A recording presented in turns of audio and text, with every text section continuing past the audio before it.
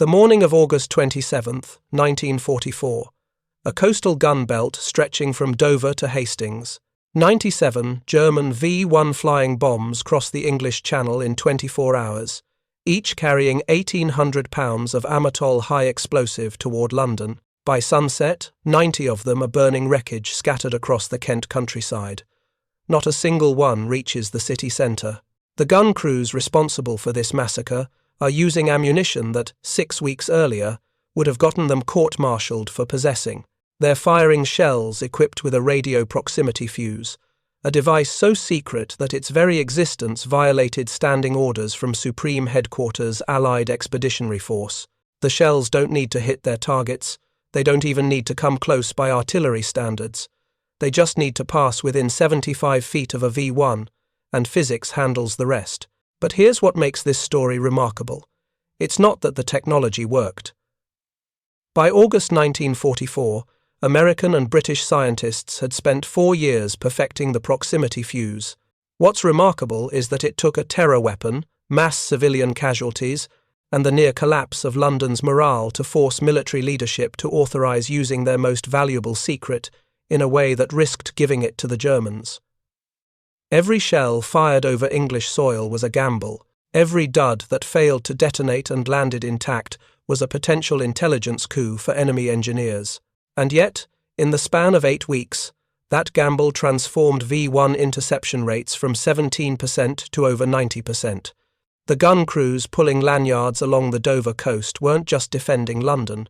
They were proving that sometimes survival demands you break the rules that were supposed to keep you safe. Before we jump back in, tell us where you're tuning in from, and if this story touches you, make sure you're subscribed because tomorrow I've saved something extra special for you. The V-1, Vergeltungswaffe, German for vengeance weapon, was history's first operational cruise missile. 25 feet long, 16-foot wingspan, built primarily from sheet steel and plywood. The Argus pulse-jet engine fired 50 times per second, creating that distinctive buzzing sound that gave it the nickname "Doodlebug" among Londoners who learned to fear the sudden silence when the engine cut out and the bomb entered its terminal dive. The first V-1 struck England on June 13, 1944, exactly 1 week after D-Day.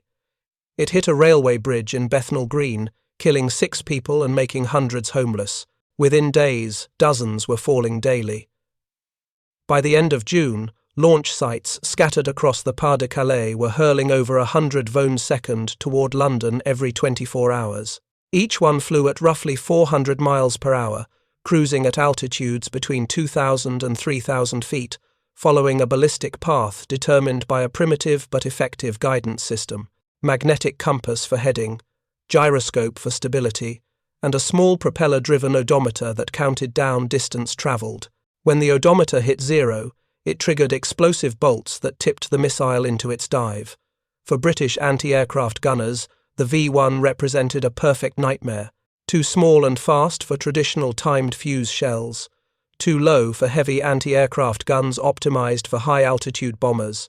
Too high for light automatic weapons designed for strafing aircraft. The Bofors 40mm gun, which had performed admirably against Luftwaffe bombers during the Blitz, could theoretically reach V-1 altitudes, but its traverse rate, the speed at which crews could rotate the barrel to track a moving target, was simply too slow. By the time gunners brought the weapon to bear, the V-1 had already crossed their engagement envelope and was screaming toward London. RAF Fighter Command threw everything available at the problem. Hawker Tempests, Spitfire 40s, Mosquitoes, even the new Gloucester Meteor jets. Between June and September 1944, British fighters were down approximately 1,000 vones-second, often by the harrowing technique of sliding a wingtip under the missile's wing and using aerodynamic lift to tip it off course. But fighter interception required daylight, clear weather, and pilots willing to fly within the blast radius of a weapon that could take them down if it detonated in mid-air. On cloudy days, or after sunset, the fighters were grounded, and the vones-second flew unmolested. Ground-based anti-aircraft artillery was supposed to fill that gap. Britain had redeployed hundreds of guns to the southeast coast, creating what military planners called the gun belt, a concentrated line of fire along the channel approaches. The problem wasn't quantity. The problem was that even with radar directors and mechanical predictors, the best mathematics available in 1944 couldn't consistently put a timed fuse shell in the right piece of sky at the right moment to intercept a target moving at 400 miles per hour. Preparing and narrating this story took us a lot of time, so if you are enjoying it, subscribe to our channel. It means a lot to us. Now, back to the story. Here's the brutal arithmetic.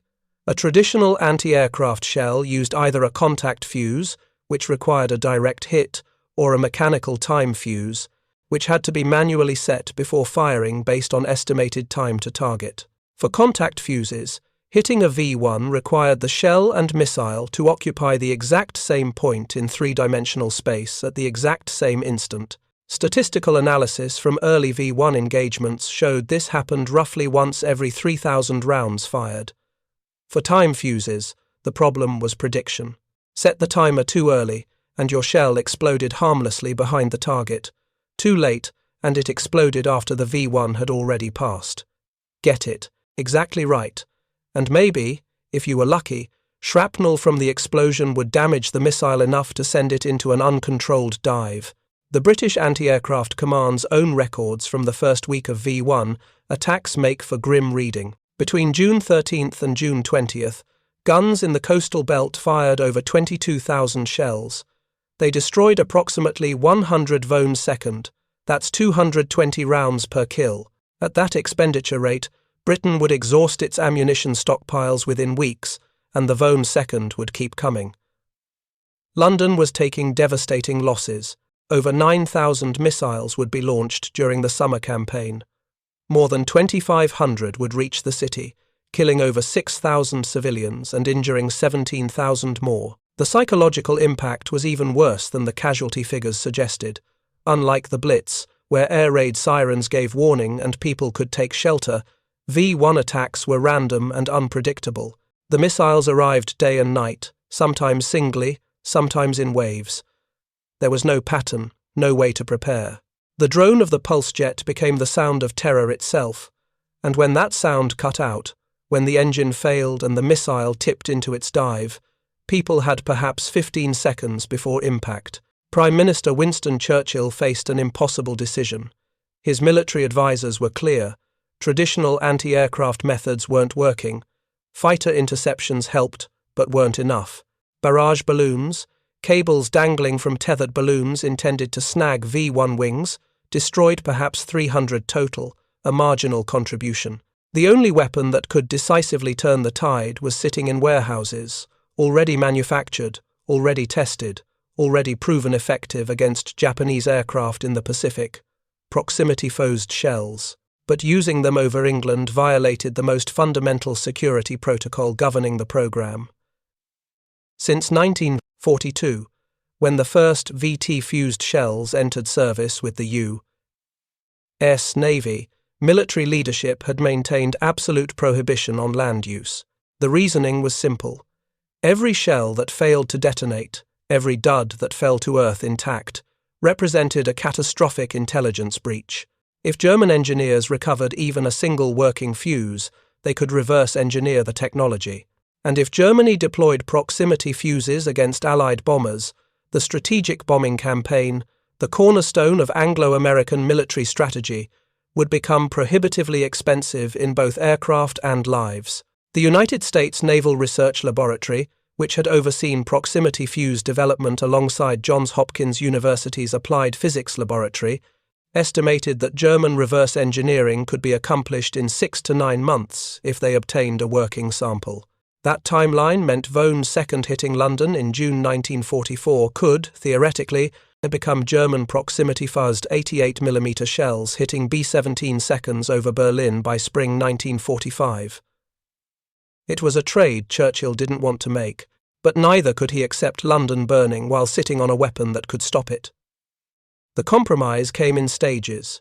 On June 12, 1944, one day before the first V-1 struck England, Scharf authorized limited use of proximity-fused shells against Vone's second, but only under specific conditions. Guns had to be positioned along the coast where duds would fall into the sea. Fighter aircraft retained priority over inland areas to minimize the number of shells falling on British soil. And most critically, gun crews received strict orders. Every shell fired must be accounted for. Every dud must be located and recovered. The first proximity-fused shells arrived at anti-aircraft batteries in mid-July. They were standard British 3.7-inch and American 90mm anti-aircraft ammunition, externally identical to conventional shells except for markings that identified them as VT for variable time, a deliberately misleading designation. Inside the nose of each shell, where a traditional mechanical fuse would screw in, sat a miniature radio transceiver roughly the size of a drinking glass. The engineering required to pack a functional radar system into that space represented one of the war's genuine technical miracles. The fuse contained a radio transmitter broadcasting at roughly 180 MHz, a receiver tuned to detect reflections of that signal, an amplifier to boost the return signal, and a trigger circuit that fired the detonator when the signal strength indicated the shell had reached killing distance from a target. All of this had to survive being fired from a gun, which subjected every component to approximately 20,000 times the force of gravity, essentially 20,000 times a component's own weight pressing down on it in a single instant.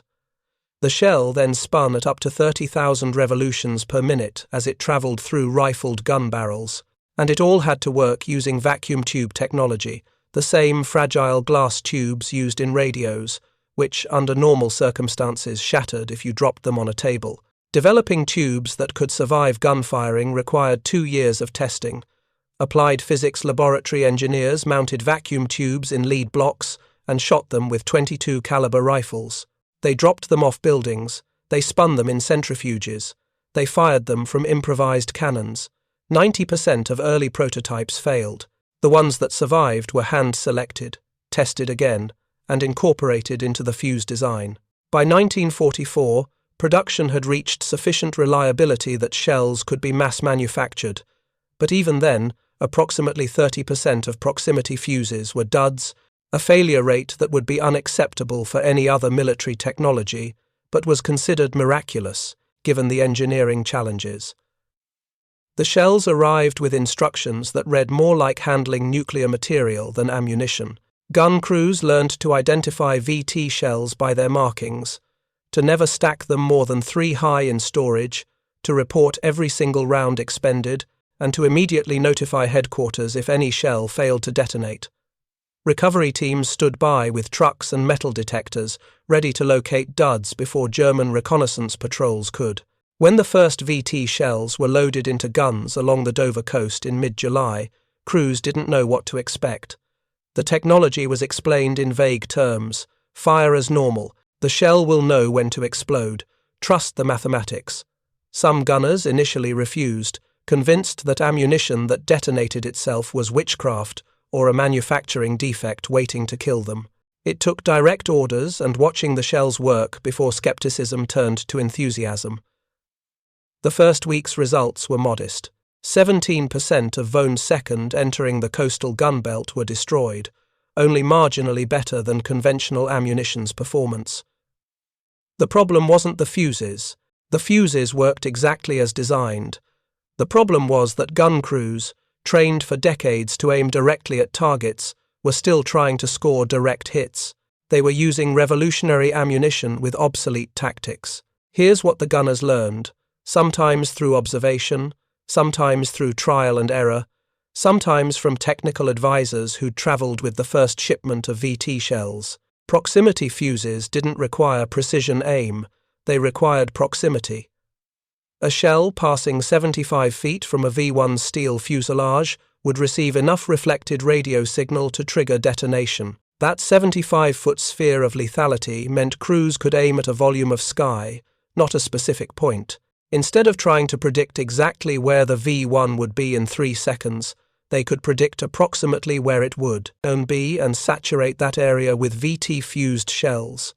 This represented a fundamental shift in anti-aircraft doctrine. Traditional gunnery required tracking the target, calculating lead, and firing when the solution was perfect. VT gunnery required tracking the target's general trajectory and firing multiple shells to create overlapping spheres of lethality. Think of it like throwing a net instead of throwing a spear. The individual shells didn't need perfect accuracy, the pattern did. By early August, as crews internalized these principles, the numbers started changing. Destruction rates climbed from 17% to 30%, then 40%. Gun directors, the mechanical computers that calculated firing solutions, were recalibrated to prioritize volume of fire over precision of aim. Battery commanders learned to coordinate multiple guns, creating overlapping fields of fire where a V-1 couldn't cross without passing through at least 3 potential kill zones. The tactical evolution happened in real time through trial and error. Gun crews experimented with different firing patterns. Some batteries found that firing in rapid sequence created a curtain of explosions that a V-1 couldn't avoid. Others discovered that staggering shots by half-second intervals allowed them to track the target's path and adjust aim between rounds. The best results came from combining both approaches: initial volleys to establish the target's trajectory, followed by rapid fire to saturate the projected path. Battery commanders developed unofficial doctrines that spread through word of mouth. One particularly effective technique involved designating specific guns within a battery to different engagement zones. The first gun would engage the target at maximum range, attempting to destroy or damage it early. If that failed, the second gun would fire as the V-1 crossed into intermediate range. The third gun provided final defense if the missile penetrated the first 2 zones. This layered defense meant a V-1 had to survive 3 separate opportunities for destruction, each one backed by proximity, fuses that only required proximity, not precision. The human element mattered as much as the technology. Gun crews that had spent months firing at high-altitude bombers with minimal success suddenly found themselves downing targets with regularity. The psychological impact of seeing their ammunition work, of watching Vone 2nd explode before reaching London, transformed morale. Crews that had been demoralized by ineffective fire became confident, even aggressive, in their engagements. They requested more VT shells. They volunteered for extra shifts. They competed with adjacent batteries for highest kill counts. Technical advisors embedded with gun batteries reported that experienced crews were achieving kills with 30 to 40 rounds, half the average expenditure. These crews had learned to read the V-1's flight characteristics, to anticipate minor course corrections caused by wind or guidance system imperfections, and to adjust their fire accordingly. The proximity fuse handled final detonation timing, but human skill determined where those shells were placed. The combination of human expertise and technological innovation created a defensive system that exceeded the performance of either element in isolation. The breakthrough came from integration with radar. Britain had deployed SCR-584 fire control radars, American-made systems that could automatically track targets and feed position data to gun directors. The SCR-584 was itself a technological marvel, using a dish antenna that could track multiple targets simultaneously and feed their positions to mechanical gun directors with accuracy measured in fractions of a degree. When SCR-584 radar was paired with VT-fused shells and rapid-fire guns, the combination became devastating. The radar provided continuous tracking, updating target position every fraction of a second.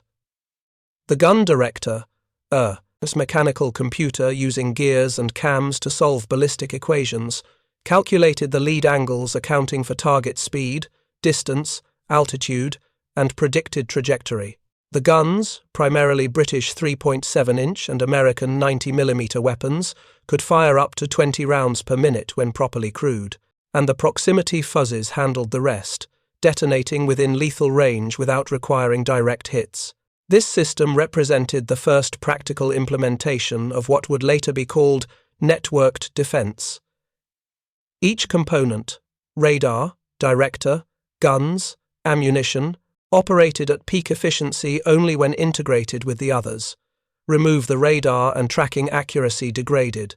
Remove the gun directors and firing solutions became imprecise. Remove the rapid-fire capability and volume of fire dropped below effectiveness thresholds. Remove the proximity fuses and the entire system reverted to the marginal performance of conventional ammunition. But when all components functioned together, synchronized by training and coordinated by experienced battery commanders, they created a defensive capability that was, by 1944 standards, nearly insurmountable for non-maneuvering targets. The V-1, for all its speed and terror, was fundamentally a ballistic missile following a predictable path. Once detected, its trajectory was calculable. Once calculated, it was targetable. Once targeted by radar-directed guns firing proximity-fused shells, it was doomed. By August 23, 1944, destruction rates reached 60%. V-1 second that had been getting through in waves were now being shredded before they crossed the coastline. Gun crews who'd spent June and July burning through ammunition for marginal results were now downing missiles with brutal efficiency. The psychological shift was palpable. What had been desperate defense became methodical execution. On the night of August 27th to 28th, the system reached its peak effectiveness. 97 V-1 second were detected approaching the English coast. Radar stations tracked them from launch, feeding data to gun directors that calculated firing solutions before the missiles even entered gun range. When the first V-1 crossed into the coastal belt at approximately 8 p.m., it survived less than 30 seconds. VT-fused shells exploded around it in sequence, 3 detonations within a 10-second span, shredding its thin steel skin with shrapnel and sending it tumbling into the channel. The pattern repeated through the night. V-1 after V-1 entered the gun belt. Radar detected them. Directors calculated solutions. Guns fired. Shells exploded. Missiles fell. By morning, 90 of the 97 had been destroyed. 7 reached inland areas. 4 made it to London. The gun crews had achieved a 93% kill rate, a figure that would have been dismissed as fantasy just 8 weeks earlier. But here's what made that night historically significant beyond the immediate tactical victory. It proved that the technology worked not just in isolation, but as part of an integrated system. The proximity fuse wasn't a magic bullet. It was a component in a chain that included radar detection, mechanical fire control computers, trained gun crews, and the industrial capacity to manufacture millions of shells. Remove any single element, and the system degraded. But when all elements functioned together, they created a defensive capability that rendered the V-1, Germany's wonder weapon, essentially obsolete. The Germans never understood why. Post-war interrogation of Luftwaffe personnel revealed that German intelligence knew Allied anti-aircraft effectiveness had improved dramatically during summer 1944, but they attributed it to better radar, improved training, or simply more guns. They never discovered the proximity fuse. Not one intact fuse fell into German hands during the entire V-1 campaign. British recovery teams did their job perfectly, locating and retrieving every dud before enemy agents could examine them. This success validated Churchill's gamble, but it also exposed the precariousness of technological secrets in warfare. Had Germany captured a working proximity fuse in July, they might have reverse-engineered it by October. Had they deployed their own versions by early 1945, Allied bomber losses over Germany would have skyrocketed. The heavy bombers flying in daylight formations would have faced a defensive weapon that didn't require direct hits, just proximity. Formation flying, which concentrated aircraft for mutual defense, would have become a liability, putting multiple bombers within the lethal radius of single shells. The security operations surrounding proximity fuse deployment were as sophisticated as the technology itself. Every VT shell was numbered and logged. Battery commanders maintained detailed records of every round fired, including time, date, target engaged, and observed result. When shells failed to detonate, recovery teams deployed immediately. These teams, drawn from Ordnance Corps units specifically trained for fuse recovery, used metal detectors and systematic search patterns to locate duds. The recovery operations were dangerous work. Dud shells remained live, meaning their detonators were armed and potentially unstable. Recovery personnel approached each dud with extreme caution, first securing the area, then carefully excavating around the shell, and finally transporting it to secure facilities for disassembly and analysis. The goal wasn't just security, it was also quality control. Every recovered dud was examined to determine why it failed, feeding data back to manufacturers for continuous improvement. British counterintelligence added another layer of security. Teams monitored the Dover coast for German reconnaissance patrols or infiltrators who might be attempting to recover dud shells. RAF reconnaissance flights photographed the coastline after major engagements to identify impact sites where duds might have fallen beyond immediate recovery range. Local civilians were instructed to report any suspicious objects found on beaches or in fields, and military police responded to every report. The Germans did attempt to acquire proximity fuses. Abwehr intelligence officers had identified them as a priority target based on reports from agents and from analysis of improved Allied anti-aircraft performance. Several intelligence operations specifically aimed at recovering unexploded shells from contested areas were planned, but none succeeded. The combination of aggressive Allied recovery operations and effective counterintelligence meant that the fuse remained a secret for the duration of the war. This is the paradox of game-changing technology. The moment you deploy it, you risk losing the advantage. The proximity fuse remained secret specifically because using it risked revealing it, and yet, not using it meant accepting losses that might have been prevented. Churchill chose to use it because the immediate threat to London outweighed the potential future threat to bomber crews.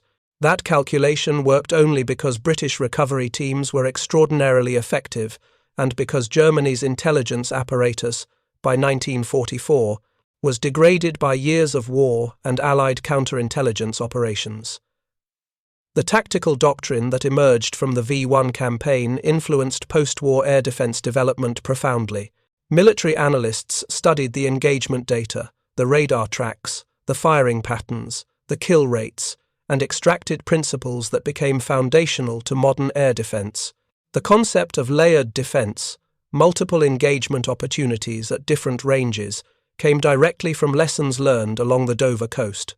The integration of radar, computers, and weapons into unified fire control systems became standard practice, and the acceptance of probabilistic rather than deterministic outcomes. The idea that you create zones of high kill probability rather than guarantee individual hits transformed how defensive weapons were designed and employed. If you find this story engaging, please take a moment to subscribe and enable notifications. It helps us continue producing in-depth content like this. The V-1 campaign continued through September as Allied ground forces pushed across France, capturing launch sites and forcing German crews to retreat. By the end of September, the threat to England had effectively ended, though Vone's second would continue to be fired at Antwerp and other continental targets through March 1945. In total, approximately 25,000 Vone's second were manufactured. About 10,000 were launched against England and Antwerp. British defences destroyed approximately 4,000 of those that targeted London, roughly half through anti-aircraft fire and half through fighter interception. The proximity fuse's contribution to that defensive effort cannot be overstated. Before VT shells arrived, anti-aircraft guns were destroying approximately 1 V-1 for every several hundred rounds fired. After VT implementation, that ratio dropped to approximately 100 rounds per kill and continued improving as crews gained experience. By late August, some batteries were achieving kills with fewer than 50 rounds, a 20-fold improvement over conventional ammunition. The immediate military benefit was obvious. London survived. But the longer-term implications rippled through military technology for decades. The proximity fuse represented the first practical application of miniaturized electronics in a weapons system. Before World War II, electronics meant fragile, room-sized equipment that required careful handling and controlled environments. The fuse proved that electronics could be ruggedized, miniaturized, and mass-produced for field use. That insight opened pathways to guided missiles, radar-directed anti-aircraft systems, and eventually the entire ecosystem of smart weapons that define modern warfare. The physics behind the proximity fuse's operation illustrates why it was so revolutionary. The fuse's transmitter broadcast a continuous radio signal at approximately 180 MHz. When that signal encountered a metal object, the V-1's steel fuselage, or an aircraft's aluminum skin, it reflected back toward the shell. The fuze's receiver detected this reflected signal and measured its strength. As the shell approached the target, the reflected signal grew stronger following an inverse square law. Double the distance, quarter the signal strength. The trigger circuit was calibrated to fire the detonator when signal strength reached a threshold corresponding to approximately 75 feet distance. This threshold represented careful engineering compromise. Set it too high, too sensitive, and the fuse might detonate prematurely from ground reflections or even from birds, which actually happened occasionally, much to the confusion of gun crews who reported seagull kills. Set it too low, and the shell might pass within effective shrapnel range without detonating. The 75-foot trigger distance was optimized for the fragmentation pattern of standard anti-aircraft shells. When a 3.7-inch or 90mm shell detonated, it produced thousands of shrapnel fragments traveling at lethal velocities. These fragments spread in a roughly spherical pattern, though with some directional bias depending on shell design. At 75 feet, the fragment density was sufficient to penetrate the thin steel skin of a V-1 or damage critical components like the pulse jet engine, guidance gyroscope, or fuel system. But the fuse had to make this determination while spinning at up to 30,000 revolutions per minute and experiencing extreme centrifugal forces. The radio antenna was designed as a circumferential element that radiated in all directions as the shell spun, creating an omnidirectional signal pattern. The receiver had to filter out noise from the shell's own rotation and from ground clutter while maintaining sensitivity to target returns. This required analog signal processing using vacuum tube amplifiers that had to function despite being subjected to forces that would destroy conventional tubes. The reliability issues were significant. Even after years of development, approximately 30% of proximity fuses were duds, meaning they failed to detonate. The causes varied: tubes that cracked during firing, circuits that failed under acceleration, antennas that broke during spin-up, or batteries that couldn't deliver sufficient current under extreme conditions. Each failure represented hours of engineering analysis to determine root causes and implement fixes, but the 70% success rate, while unacceptable for almost any other military technology, was revolutionary for anti-aircraft ammunition. Compare that to mechanical time fuzzes, which required manual setting before each shot and could fail if the setter miscalculated or if the fuse mechanism jammed. Compare it to contact fuses, which required direct hits that occurred perhaps once in thousands of rounds fired. A weapon that worked 70% of the time and only needed proximity was vastly superior to alternatives that rarely worked, regardless of accuracy. But there's another legacy, less obvious but equally important. The proximity fuse changed how military planners thought about defensive weapons. Before VT shells, anti-aircraft defense was fundamentally reactive. You waited for attackers to come within range, then tried to shoot them down with weapons that required almost perfect accuracy. After VT shells, defense became probabilistic. You didn't need to hit the target. You needed to create a volume of space where the probability of the target surviving was acceptably low. This conceptual shift underpins modern air defense systems. When a phalanx CIWS close-in weapon system engages an incoming anti-ship missile, it's not aiming at the missile itself. It's creating a cone of tungsten projectiles that saturates the space the missile has to pass through. When an Aegis destroyer fires standard missiles at incoming aircraft, those missiles use their own radar seekers to guide themselves to proximity detonation points, exactly like the proximity fuse but with active maneuvering. The fundamental principle, create a lethal volume rather than achieve a direct hit, comes directly from lessons learned in 1944 when gun crews learned to trust mathematics over intuition. The scientists who developed the proximity fuse recognized this legacy even before the war ended. Merle Tuve, who'd led Section T at Johns Hopkins Applied Physics Laboratory, later reflected that the fuse's greatest contribution wasn't the specific technology, it was proving that complex electronic systems could be engineered for reliability in extreme conditions. That proof of concept influenced everything from guided missiles to satellite communications to miniaturized computers. Dr. Vannevar Bush, who'd overseen the broader US and military research effort as head of the Office of Scientific Research and Development, estimated that proximity fuses increased the effectiveness of 5-inch anti-aircraft guns by 7-fold. That's not 7% improvement, that's 7 times more effective. A weapon system that previously required 1,000 shells to destroy a target now required 150. Scale that across thousands of naval vessels defending against kamikaze attacks in the Pacific, and you're talking about potentially thousands of lives saved, hundreds of ships preserved, and a compressed timeline for Allied advance across the Pacific. In the PacificTheater, where proximity fuses had been in use since January 1943, the impact was even more dramatic than in Europe. U.S. Navy gun crews had adopted VT shells earlier because the risk of duds falling into enemy hands was negligible. Shells that missed fell into the ocean. By 1944, Japanese pilots facing U.S. fleet anti-aircraft fire were encountering a defensive system that was fundamentally different from what they'd trained against in 1941 and 42. The first proximity-fused shell to down an enemy aircraft in combat was fired by the USS Helena on January 5, 1943, near Guadalcanal. Lieutenant Red Cochran commanded the aft 5-inch battery when Japanese dive bombers attacked a U.S. task force. Helena's gunners fired 3 5-inch shells in quick succession at a retiring Japanese VAL dive bomber. All 3 exploded in proximity to the aircraft. The VAL fell into the sea.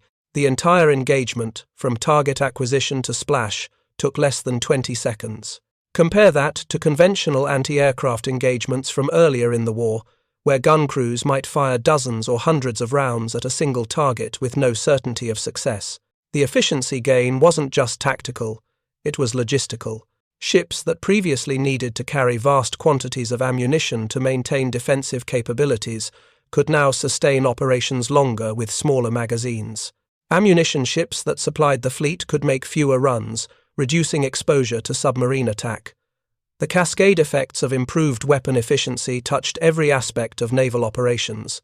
As the war progressed and kamikaze attacks became Japan's primary anti-ship tactic in late 1944 and 1945, proximity fuses became critical to fleet survival. Kamikaze pilots deliberately approached in ways that made deflection shooting difficult, diving from various angles, using clouds for concealment, attacking from multiple directions simultaneously. Traditional time-fused shells required gun crews to predict where the aircraft would be at the moment of detonation. Against an aircraft actively maneuvering to be unpredictable, those predictions were often wrong. Proximity fuzzes removed the prediction requirement. The shell only needed to get close. The kamikaze pilot could jink, dive, or climb, but if the shell came within lethal radius, the fuse triggered detonation. This created what military analysts later termed a defensive bubble around the fleet, a volume of space where survival probability for attacking aircraft dropped to near zero. Statistical analysis from the Okinawa campaign, April through June 1945, showed that approximately 600 Japanese aircraft were destroyed by naval anti-aircraft fire. VT-fused shells were used in roughly 35% of 5-inch ammunition expended, but accounted for approximately 50% of kills. In other words, VT shells were roughly 3 times more effective per round than conventional ammunition. Against kamikaze attacks specifically, where aircraft were committed to collision courses and wouldn't break off, that effectiveness advantage was even higher. Post-war analysis estimated that without proximity fuses, US naval casualties at Okinawa would have been 30 to 40% higher. The campaign already cost the Navy 21 ships sunk and 66 damaged, most to kamikaze hits. Had defensive effectiveness been lower, those numbers would have been catastrophically worse. The invasion of Japan, had it been necessary, would have subjected the fleet to attacks that made Okinawa look restrained.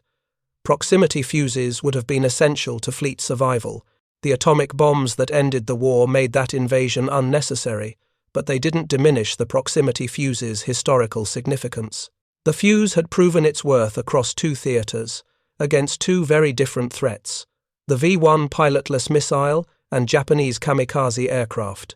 In both cases, It transformed defensive capability from marginal to dominant. After the war, proximity fuse technology migrated immediately into civilian applications. Weather researchers adapted the radio transceiver design for improved radio sondes, instruments that measured atmospheric conditions. The miniaturization techniques developed for vacuum tubes influenced early transistor development. The production methods refined to manufacture millions of fuses under wartime conditions became templates for mass production of electronics. But the military applications remained primary. Throughout the Cold War, proximity fuses became standard in anti-aircraft missiles, artillery shells, and even torpedoes. Modern versions use solid-state electronics instead of vacuum tubes, digital signal processing instead of analog circuits, but the fundamental principle remains unchanged. Detect the target, measure distance, detonate at optimal range. The current generation of air defense systems, Iron Dome in Israel, Patriot missiles in US service, S-400 inches Russia, all use proximity-fused warheads. The specific technologies have evolved, but the doctrine established in 1944 endures. You don't need to hit the target. You need to explode close enough that shrapnel or blast effects do the job. There's a broader lesson here about innovation under pressure. The proximity fuse wasn't invented during World War II. The basic concept had been explored in the 1930s by British and German researchers. What changed during the war was urgency. The threat from aircraft, particularly kamikaze attacks and V-1 missiles, created demand for a solution that existing technology couldn't provide. That demand concentrated resources, talent, and institutional support behind solving very specific engineering problems. Make tubes that don't shatter, create circuits that survive acceleration, design antennas that work while spinning, develop production methods that can deliver millions of units. None of these problems were individually unsolvable. What was difficult was solving all of them simultaneously, at scale, under wartime deadlines.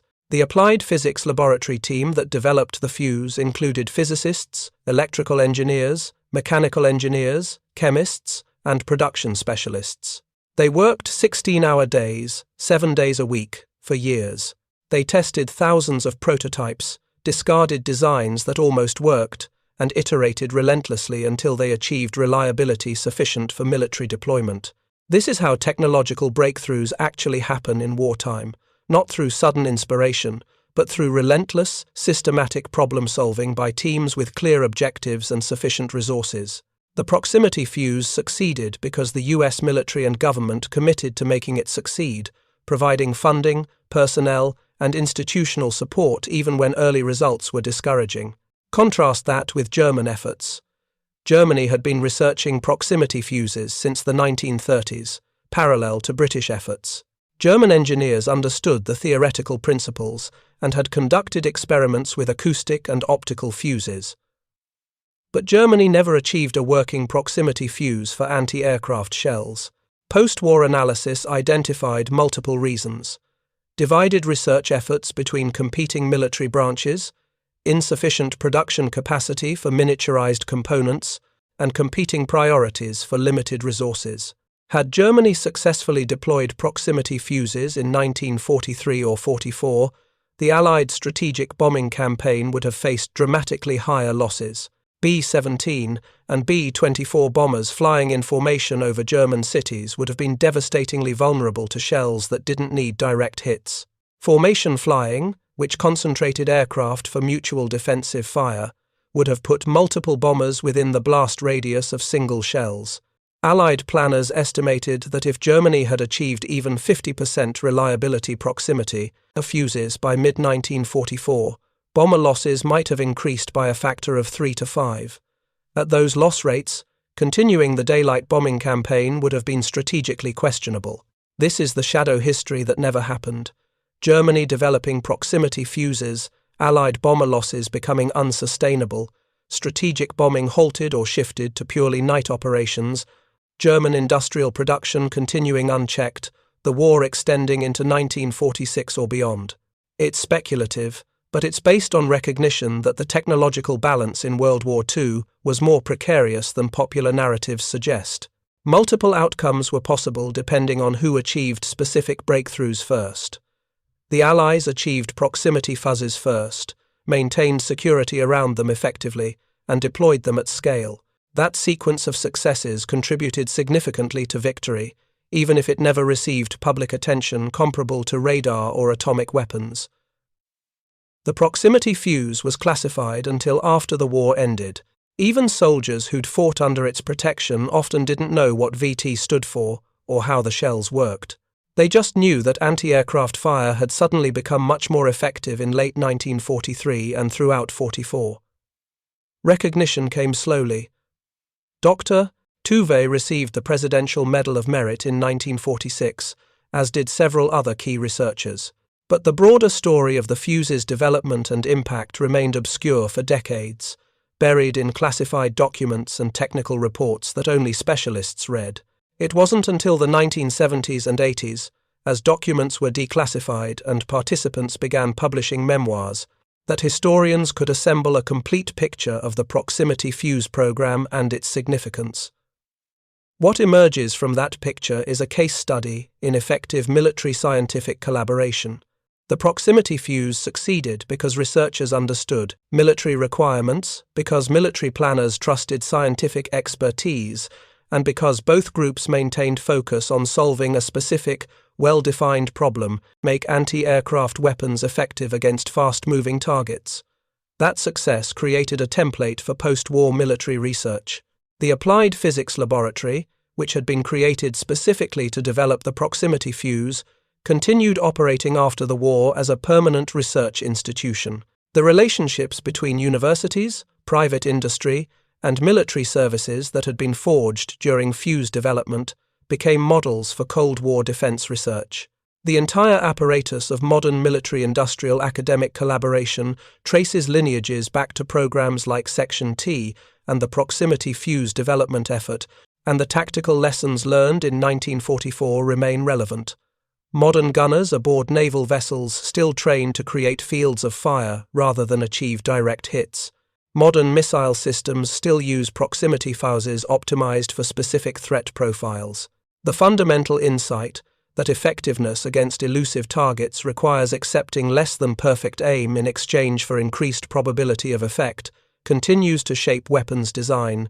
The V-1 campaign that forced Churchill to deploy proximity fuses over land was, in retrospect, the perfect test case. The missiles flew predictable paths at consistent speeds. They didn't maneuver evasively.